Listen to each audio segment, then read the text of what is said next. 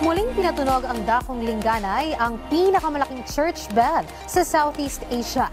Yan ang sentro ng balita ni Floyd Brents. Ang lokal na simbahan at mga tao, matapos ang 6 na araw ng simbang gabi, ang nanguna sa pagpapatunog ng bell na tinawag na Dakong Linganay. Ang big bell ay may taas na 5 talampakan at may 7 talampakan ang lapad.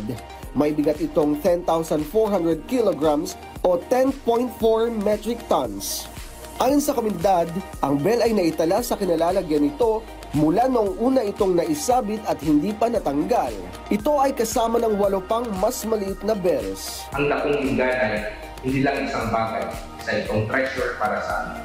It is a symbol of a nice heritage and pride. It continues to bridge the past, the present, and promoting cultural appreciation and boosting our municipality's tourism. Ang Santa Monica Church na tahanan ng Panay Bell ay nagdeklara bilang National Historical Landmark ng National Historical Commission of the Philippines o NHCP.